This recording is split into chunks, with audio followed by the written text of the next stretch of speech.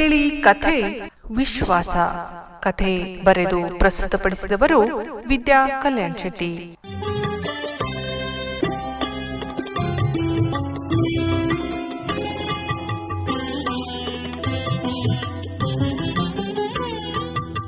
ಒಂದು ದೊಡ್ಡ ಕುಟುಂಬ, ಒಬ್ಬರನ್ನೊಬ್ಬರು ಬಿಟ್ಟು ಇರದಷ್ಟು ಪ್ರೀತಿ ಬಾಂಧವ್ಯ ಅವರಲ್ಲೂ ಸಾಕಷ್ಟು ಇತ್ತು. ಸಹ ಸಂಬಂಧಿ ಕುಟುಂಬದವರ ಜೊತೆ ರಕ್ತ ಸಂಬಂಧಿಕರೊಡನೆ ಅಷ್ಟೇ ಅನ್ಯೋನ್ಯತೆಯಿಂದ ಬಾಳುತ್ತಿದ್ದರು. ಆ ಕುಟುಂಬ ಎಷ್ಟು ಹತ್ತಿರ ಇತ್ತು ಎಂದರೆ ತಮ್ಮ ತಮ್ಮ ಮಕ್ಕಳನ್ನು ಕೊಟ್ಟು ಮದುವೆ ಮಾಡುವಷ್ಟು ಅವರಲ್ಲಿ ಪ್ರೀತಿ ವಿಶ್ವಾಸವಿತ್ತು. ಸೋದರ ಸಂಬಂಧದಲ್ಲಿ ಇದು 3ನೇ ತಲೆಮಾರಿನ ಮದುವೆ. ಹೀಗೆ ಮಾಡುವುದರಿಂದ ಸಂಬಂಧ ಗಟ್ಟಿಯಾಗಿರುತ್ತದೆ ಎಂಬ ನಂಬಿಕೆ ಅವರಲ್ಲಿ. ಅವರು ತಮ್ಮ ತಮ್ಮ ಮಕ್ಕಳನ್ನು ಮದುವೆ ಕೂಡ ಸಹ ಸಂಬಂಧಿಕರನ್ನೆಲ್ಲರನ್ನೂ ಕರೆಸಿ ಅದ್ದೂರಿಯಿಂದ ಮಾಡಿದರು. ಹೀಗೆ ದಿನ ಕಳೆದಂತೆ ಹಳೆಯ ಬೇರು ಹೊಸ ಚಿಗುರು ಎಂಬ ಗಾದೆ ಮಾತಿನಂತೆ ನವ ಜೋಡಿಗಳು ಒಳ್ಳೆಯ ಸುದ್ದಿ ತಿಳಿಸಿದರು. ಮನೆಯಲ್ಲಿ ಹಬ್ಬದ ವಾತಾವರಣ. ಸಿಹಿ ತಿನಿಸು, ಪೂಜೆ ಪುನಸ್ಕಾರ, ಹಾಡು ಹರಟೆ ಹೀಗೆ ನಡೆಯಿತು. ದಿನಾ ಒಂದರಂತೆ ಶುಚಿರುಚಿಯಾದ ಪಕ್ವಾನ ನಡೆದವು. ಅಕ್ಕಪಕ್ಕದ ಬೀಗರೆಲ್ಲ ಬಂದು ಸೀಮಂತ ಕಾರ್ಯಕ್ರಮ ಮಾಡಿದರು. ಇವರು ಕೂಡ ಅತಿ ವಿಜೃಂಭಣೆಯಿಂದ ಇಡೀ ಊರಿಗೆ ಊಟ ಹಾಕಿ ಸೀಮಂತ ಕಾರ್ಯಕ್ರಮ ಮಾಡಿ ಹರಟೆ ಹೊಡೆಯುತ್ತಾ ಮನೆಯ ಅಂಗಳದಲ್ಲಿ ಕುಳಿತಿದ್ದರು. ತುಂಬಿದ ಗರ್ಭಿಣಿ ಮಲ್ಲವ್ವಗೆ ಹೆರಿಗೆ ನೋವು ಕಾಣಿಸಿತು. ಸಮಯ ರಾತ್ರಿ 11 ಗಂಟೆಯಾಗಿತ್ತು. ಹತ್ತಿರದಲ್ಲಿ ಯಾವ ಒಂದು ಆಸ್ಪತ್ರೆ ಕೂಡವಿರಲಿಲ್ಲ. ಈ ಗೋಡಿಹಾಳ ಹಳ್ಳಿಯಲ್ಲಿ ಇದೇ ಒಂದು ದೊಡ್ಡ ಸಮಸ್ಯೆ ಇತ್ತು. ಈ ಸಮಸ್ಯೆ ಈಗ ಮಲ್ಲವ್ವಗೂ ಬಂದಿತ್ತು. ಈ ಊರಲ್ಲಿ ಇದಕ್ಕೆ ಪರಿಹಾರವಾಗಿ ಒಬ್ಬಳು ಸೂಲಗಿತ್ತಿ ಇದ್ದಳು. ಅವಳದೋ ಬಲು ಜೋರು. ಹೆರಿಗೆ ನೋವು ಬಂದಿದೆ ಬನ್ನಿ ಎಂದರೆ 108 ಕಂಡೀಷನ್ ಹಾಕಿ ಬರುತ್ತಿದ್ದಳು. ಅವಳ ಈ ನಡವಳಿಕೆಯಿಂದ ಕೆಲವು ಗರ್ಭಿಣಿಯರು ಮಕ್ಕಳು ಜೀವನ ಮರಣದ ಮಧ್ಯೆ ಹೋರಾಡುತ್ತಿದ್ದರು. ಆವತ್ತಿನ ರಾತ್ರಿ ಕೂಡ ಮಲ್ಲವ್ವಗೆ ಮತ್ತು ಅವಳ ಮಗುವಿನ ಜೀವಕ್ಕೆ ಆಪತ್ತು ಎದುರಾಯಿತು. ಆ ಸೂಲಗಿತ್ತಿ ರತ್ನವ್ವ ಬರುವಷ್ಟರಲ್ಲಿ ರಕ್ತಸ್ರಾವವಾಗಿ ಆತಂಕದಲ್ಲಿಯೇ ಹೆರಿಗೆ ಕೂಡ ಆಯಿತು. ಗಂಡು ಮಗುವಿನ ಜನನದಿಂದ ಎಲ್ಲೆಡೆ ಸಂತಸದ ವಾತಾವರಣ.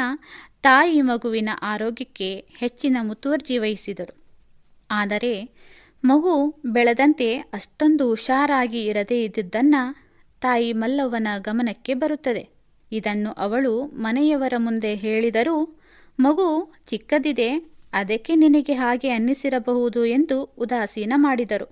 ಹೆತ್ತ ಕರಳಿನ ವೇದನೆ ಬೇರೆಯವರಿಗೆ ತಿಳಿಯದೇ ಹೋಯಿತು. ಮತ್ತಷ್ಟು ದಿನ ಕಳೆದ ಮೇಲೆ ನೋಡಿದರಾಯಿತು ಎಂದು ಮಲ್ಲವ್ವ ಸುಮ್ಮನಾದಳು. ಹೀಗೆ 3-4 ತಿಂಗಳಾಗಿದ್ದು, ಆದರೂ ನಗದೆ ಆಡದೆ ಬಿದ್ದಲ್ಲೇ ಬೀಳುತ್ತಿತ್ತು ಮಗು. ಇನ್ನು ಹೆತ್ತ ಕರಳು ಇದನ್ನು ಸಹಿಸದೆ ತಾನೇ ಒಬ್ಬಳೇ ಪಕ್ಕದ ಶಹರಕ್ಕೆ ಬಸ್ ಹತ್ತಿ ಹೊರಟಳು. ತಮ್ಮ ಊರು ಗೋಡಿಹಾಳ ಬಿಟ್ಟು ಹೊರಗೆ ಹೋದವಳಲ್ಲ. ಮಗುವಿನ ಪರಿಸ್ಥಿತಿ ನೋಡದಾಗದೆ ಅವರೀರ್ವರ ಕಾಲು ಹಿಡಿದು ತನ್ನ ಹತ್ತಿರ ಇರುವ ಪುಡಿಗಾಸನ್ನು ಆಸ್ಪತ್ರೆಗೆ ಕೊಟ್ಟು ಚಿಕಿತ್ಸೆ ಕೊಡಲು ಬೇಡಿಕೊಂಡಳು. ಅಲ್ಲಿರುವ ಡಾಕ್ಟರ್ 1 ವಾರ ಆಸ್ಪತ್ರೆಯಲ್ಲಿ ಇರಿಸಿಕೊಂಡು ಮಗುವಿನ ಬೆಳವಣಿಗೆ ಚೆನ್ನಾಗಿ ಆಗಿಲ್ಲ, ಅದಲ್ಲದೆ ಡೆಲಿವರಿ ಸಮಯದಲ್ಲಿ ತಲೆಗೆ ಒತ್ತಡ ಉಂಟಾಗಿರಬಹುದು, ಹಾಗಾಗಿ ಮಗು ಎಲ್ಲರ ತರಹ ಇಲ್ಲ, ಇದಕ್ಕೆ ತುಂಬ ದಿನ ಚಿಕಿತ್ಸೆ ಕೊಡಬೇಕು ಆಗುತ್ತೆ, ದುಡ್ಡು ಕೂಡ ಖರ್ಚಾಗುತ್ತೆ ಎಂದಾಗ ಮಲ್ಲವ್ವ ಕಣ್ಣೀರು ಹಾಕುತ್ತಾ ವೈದ್ಯರ ಕಾಲಿಗೆ ಬಿದ್ದಳು. ಮಗುವನ್ನು ಎಲ್ಲರ ಹಾಗೆ ಮಾಡಲು ಬೇಡಿಕೊಂಡಳು.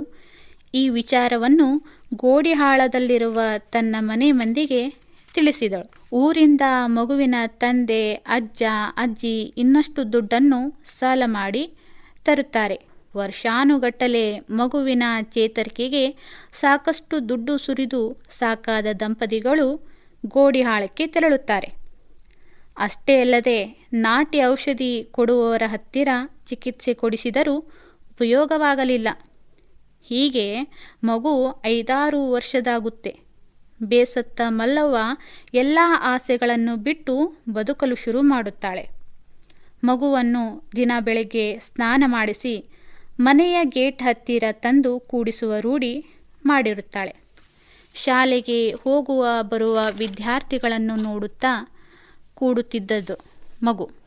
ಶಾಲೆಗೆ ಹೋಗುವ ಬರುವ ವಿದ್ಯಾರ್ಥಿಗಳು ಮಕ್ಕಳು ಆ ಹುಡುಗನನ್ನು ಗೇಲಿ ಮಾಡುತ್ತಾ ಮಾತನಾಡಿಸುತ್ತಾ ಹೋಗುತ್ತಿದ್ದರು.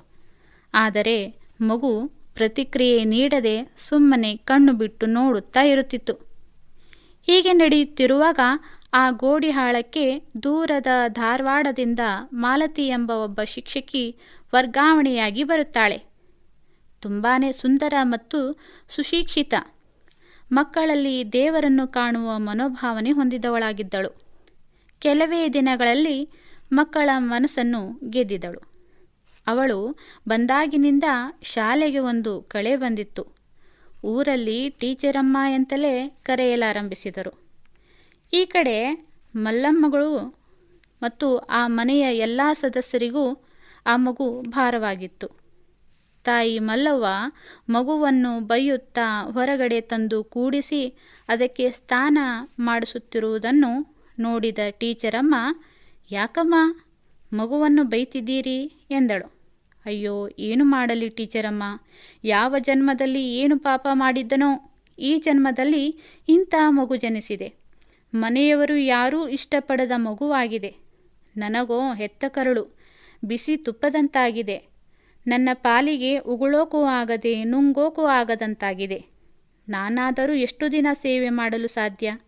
ನನಗೇನಾದರೂ ಆದರೆ ಈ ಮಗುವನ್ನು ನೋಡಿಕೊಳ್ಳುವವರು ಯಾರು? ಓ ಹೌದಾ, ಹೀಗೆಲ್ಲ ಆಗಿರೋದು ನನಗೆ ಗೊತ್ತೇ ಇರಲಿಲ್ಲ. ಕ್ಷಮಿಸಿ, ನನಗೆ ಸ್ಕೂಲ್ ಟೈಮ್ ಆಗಿದೆ, ನಾನು ಬರುತ್ತೇನೆ. ಈ ಮಧ್ಯ ಶಾಲೆಗೆ ದಸರೆಯ ರಜೆ ಬಿಡುತ್ತದೆ. ಟೀಚರಮ್ಮ ತಮ್ಮೂರಿಗೆ ಹೋಗುತ್ತಾಳೆ. ಗೋಡಿಹಾಳದಲ್ಲಿ ಮಗು ಎಲ್ಲಾದರೂ ಕಳಿಸಲು ಯೋಚಿಸುತ್ತಾರೆ. ಮನೆಯಲ್ಲಿ ದಿನೇ ದಿನೇ ಜಗಳಕ್ಕೆ ಆ ಮಗುವೇ ಕಾರಣ ಎಂದು ನಿರ್ಧಾರ ಮಾಡಿದಂತೆ ಕಾಣುತ್ತಲಿತ್ತು. ಇದೇ ಗದ್ದಲದಲ್ಲಿ ರಜೆ ಕಳೆಯಿತು. ಮತ್ತೆ ಟೀಚರಮ್ಮ ಅದೇ ಊರಿಗೆ ಬಂದಳು. ದಿನದ ಹಾಗೆ ಶಾಲೆಗೆ ಹೋಗುವ ದಾರಿಯಲ್ಲಿ ಅದೇ ಮಗು ಕುಳಿತಿತ್ತು. ಅದನ್ನು ಮಾತನಾಡಿಸಿ ಆಡಿಸಿ ಶಾಲೆಗೆ ಹೋದಳು. ಆದರೆ ಆ ಮಗು ಯಾವುದೇ ಪ್ರತಿಕ್ರಿಯೆ ನೀಡಲಿಲ್ಲ. ಹೀಗೆ ಪ್ರತಿನಿತ್ಯ ಮಗುವನ್ನು ಮಾತನಾಡಿಸಿ ಶಾಲೆಗೆ ಹೋಗುವ ರೂಢಿಯಾಯಿತು. ಮಗುವಿಗೂ ಮನೆಯ ವಾತಾವರಣ ಬೇಜಾರಾಗಿತ್ತು ಎನಿಸುತ್ತದೆ. ಟೀಚರಮ್ಮ ಬರುವ ಹೊತ್ತಿಗೆ ಮಗು ತಾನಾಗೆ ತೆವಳುತ್ತಾ ಏಳುತ್ತಾ ಬೀಳುತ್ತಾ ಗೇಟ್ ಹತ್ತಿರ ಬಂದು ಕೂಡುವ ರೂಢಿ ಮಾಡಿಕೊಳ್ಳುತ್ತದೆ. ಮಗು ಚಿಕ್ಕ ಚಿಕ್ಕ ಹೆಜ್ಜೆ ಇಡುತ್ತಾ ಟೀಚರಮ್ಮಳ ಹಿಂದೆ ಬೆನ್ನತ್ತಿ ಹೊರಟಿತು. ಹೀಗೆ ಒಂದು ದಿನ ಟೀಚರಮ್ಮ ಮೈಮರೆತು ಪಾಠ ಮಾಡುತ್ತಿರುವಾಗ ಅವಳ ವರ್ಗದ ಕೋಣೆಯ ಮುಂದೆ ಆ ಮಗು ಬಂದಿದ್ದು ನೋಡಿ ಆಶ್ಚರ್ಯಪಟ್ಟಳು. ಆಚೆ ಬಂದು ಮಗುವನ್ನು ಎತ್ತಿಕೊಂಡು ಹೆಸರು ಏನೆಂದು ಕೇಳಿದಳು. ಆ ಮಗುವಿಗೆ ನಗುವುದೊಂದು ಬಿಟ್ಟು ಬೇರೇನೂ ಗೊತ್ತಾಗಲಿಲ್ಲ. ಮಗುವನ್ನು ಮನೆಗೆ ಬಿಟ್ಟು ಬರಲು ಹೋದ ಟೀಚರಮ್ಮ ತಾಯಿ ಮಲ್ಲವನ ಜೊತೆ ಸ್ವಲ್ಪ ಹೊತ್ತು ಕೂತು ಮಗುವಿನ ವಿಷಯವನ್ನೆಲ್ಲ ಕೇಳಿ ತಿಳಿದುಕೊಂಡಳು.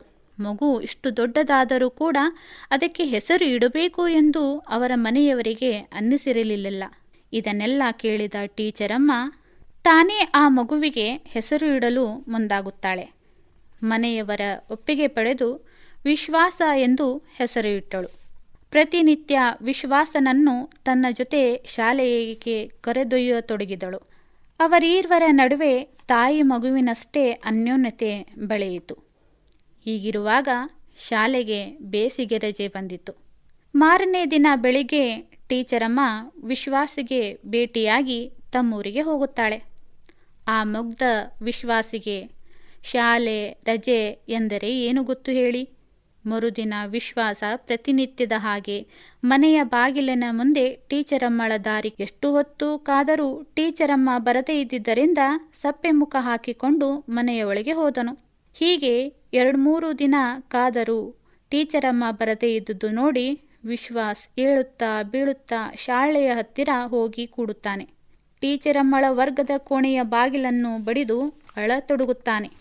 ಇತ್ತ ವಿಶ್ವಾಸನನ್ನು ಅವರ ಮನೆಯಲ್ಲಿ ಹುಡುಕಿ ಸುಸ್ತಾಗುತ್ತಾರೆ. ಯಾರೋ ಒಬ್ಬ ವ್ಯಕ್ತಿ, ನಿಮ್ಮ ಮನೆಯ ಹುಡುಗ ಶಾಲೆಯ ಕಡೆ ಹೋಗುತ್ತಿದ್ದ, ನಾನು ನೋಡಿರುವೆ ಎಂದರು. ಮನೆಯ ಜನ ಶಾಲೆಗೆ ಹೋದವರೇ ವಿಶ್ವಾಸನನ್ನು ಸಿಕ್ಕಾಪಟ್ಟೆ ಹೊಡೆದು ಮನೆಗೆ ಎಳೆದು ತಂದರು. ಈ ವರ್ತನೆಯಿಂದ ಮಗು ನೊಂದುಕೊಂಡು ಮತ್ತೆ ಮೊದಲಿನ ಹಾಗೆ ಒಂದು ಮೂಲೆಯಲ್ಲಿ ಕೂಡಲಾರಂಭಿಸಿತು. ಅತ್ತ ಊರಿಗೆ ಹೋದ ಟೀಚರಮ್ಮಗೆ ವಿಶ್ವಾಸನ ನೆನಪು ಕಾಡುತ್ತಲಿತ್ತು. ಏನೋ ಕಳೆದುಕೊಂಡ ಅನುಭವ ಅವಳಿಗೆ.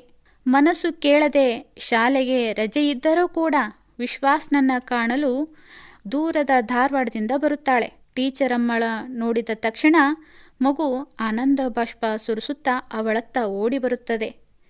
ಟೀಚರಮ್ಮಳ ಕಣ್ಣು ಕೂಡ ಒದ್ದೆ ಆಯಿತು. ವಿಶ್ವಾಸ್ನ ಈ ಬದಲಾವಣೆಯನ್ನು ನೋಡಿದ ಮನೆಯ ಜನ ಗಾಬರಿಯಾಗುತ್ತಾರೆ. 10 ವರ್ಷಗಳಿಂದ ಸಾಕಿ ಸಲುಹಿ ಎಷ್ಟೋ ಆಸ್ಪತ್ರೆ, ನಾಟಿ ಔಷಧಿ, ಹೋಮ ಹವನ ಮಾಡಿದರೂ ಚೇತರಿಸಿದ ಮಗ ಈ ಟೀಚರಮ್ಮಳಿಂದ ಇಷ್ಟೊಂದು ಬದಲಾವಣೆ ಹೊಂದಿದ್ದು ನೋಡಿ ಸಂತೋಷಪಟ್ಟರು. ವಿಶ್ವಾಸ್ನನ್ನು ತನ್ನ ಜೊತೆ ಸಿಟಿಗೆ ಕರೆದುಕೊಂಡು ಹೋಗುವ ಟೀಚರಮ್ಮ ನಿರ್ಧರಿಸಿ ಮನೆಯವರ ಒಪ್ಪಿಗೆ ಪಡೆಯುತ್ತಾಳೆ. ತನ್ನ ಶಿಕ್ಷಕ ವೃತ್ತಿಯ ಕೆಲಸವನ್ನು ಹಳ್ಳಿಯಿಂದ ವರ್ಗಾಯಿಸಿಕೊಂಡು ವಿಶ್ವಾಸ್ನನ್ನು ಕರೆದುಕೊಂಡು ಹೋಗುತ್ತಾಳೆ. ಅವನನ್ನು ತನ್ನ ಮಗನಂತೆ ಪ್ರೀತಿಯಿಂದ ಬೆಳೆಸುತ್ತಾಳೆ. ದಿನ ಕಳೆದಂತೆ ವಿಶ್ವಾಸ್ ಚೆನ್ನಾಗಿ ನಡೆಯಲು, ಮಾತನಾಡಲು ಕಲಿಯುತ್ತಾನೆ. ತನ್ನ ಜೊತೆ ಶಾಲೆಗೆ ಕರೆದೊಯ್ದು ಅಕ್ಷರ ಅಭ್ಯಾಸ ಕೂಡ ಮಾಡಿಸಿ ಸಮಾಜದಲ್ಲಿ ಸಹಜವಾಗಿರುವ ಮಕ್ಕಳಂತೆ ಅವನನ್ನು ಮಾಡುತ್ತಾಳೆ.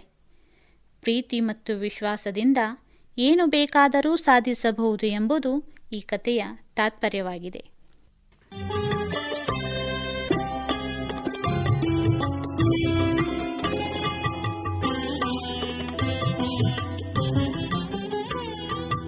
ಇದುವರೆಗೆ ಕಥೆ ವಿಶ್ವಾಸ ಕೇಳಿದಿರಿ.